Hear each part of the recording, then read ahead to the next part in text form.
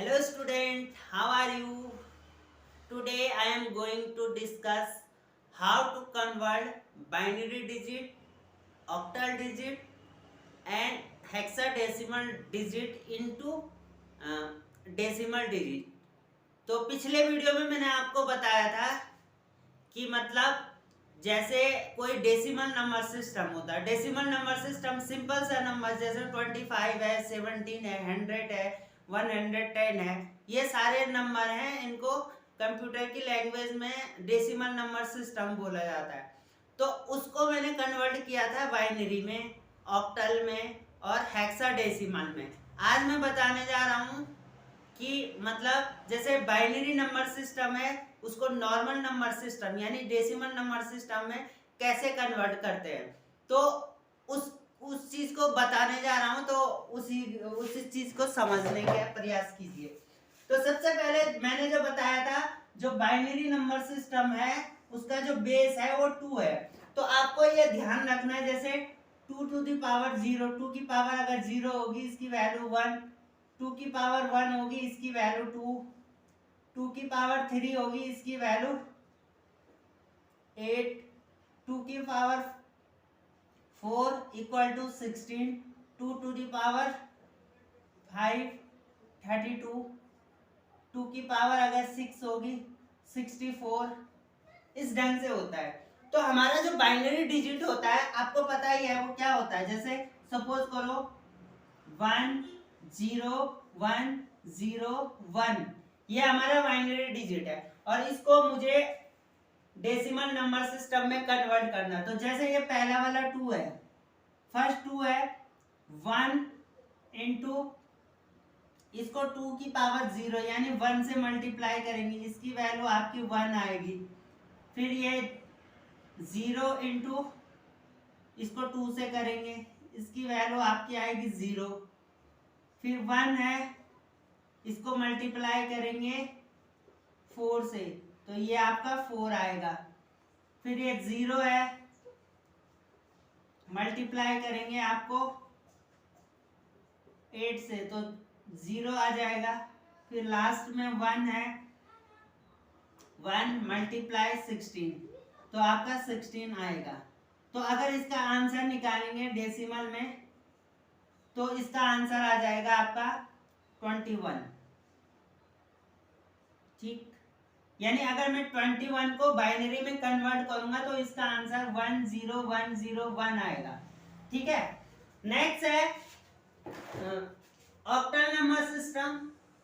इसका जो बेस होता है वो 8 होता है, तो यानी 8 की पावर 0 होगी तो इसकी वैल्यू 1, 8 की पावर 1 होगी इसकी वैल्यू 8, 8 की पावर 2 होगी इसकी वैल्यू 64, 8 की पावर 3 होगी इसकी वैल्यू, इसको 8 से मल्टीप्लाई कर दो, 8 4 जा 32, 512 होगा शायद, 512। तो इतना ही ले लेते हैं। तो लास्ट पिछले वीडियो में मैंने 35 को कन्वर्ट किया था ऑक्टल नंबर सिस्टम में, तो इसका आंसर आया था 43। आज मैं 43 को कन्वर्ट कर रहा हूँ डेसिमल नंबर सिस्टम में, तो ये हमारा 43 है। ठीक है, अगर इसको मुझे डेसिमल में कन्वर्ट करना 3 है, तो 3 को मल्टीप्लाई करेंगे 8 की पावर 0 यानी 1 से, तो इसकी वैल्यू आएगी 3। ठीक है, ये 4 है, 4 को मल्टीप्लाई करेंगे 8 की पावर 1 से, तो 8 आएगा, ये 32 आएगा। अब इन दोनों को ऐड करेंगे तो हमारा आंसर पता कितना आएगा, 35। आई होप कि ऑक्टल नंबर सिस्टम भी समझ में आ गया होगा कि हमने 35 को अगर 8 से डिवाइड करेंगे मतलब कन्वर्ट करने के लिए, तो इसका आंसर 43 आएगा ऑक्टल नंबर सिस्टम में। फिर 43 को अगर हम रिवर्स डेसिमल में कन्वर्ट करेंगे तो उसका आंसर 35 आएगा। उसके बाद जो लास्ट वाला है हेक्साडेसिमल नंबर सिस्टम, मैंने 40 को कन्वर्ट किया था हेक्साडेसिमल में, तो उसका आंसर 28 आया था। तो इसके लिए क्या करेंगे हम, 16 की पावर 0 16 हो जाएगा, 16 की पावर 1 सॉरी गलत, 16 की पावर 0 1, किसी भी डिजिट की पावर अगर 0 होती है उसकी वैल्यू 1 होती है, तो इसका 16 आएगा। और 16 की पावर अगर 2 होगी तब कितना आएगा, 16 की पावर 3।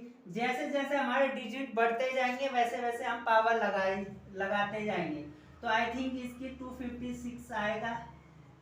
ठीक है, बाकी आप करते रहना जो है। पहला हमने 40 को कन्वर्ट किया था 28, तो इसका आंसर आया था 28। अब फिर हम 28 को डेसिमल में कन्वर्ट करेंगे, 28 है तो पहला वाला 8 इंटू 1, तो इसकी वैल्यू 8 आएगी।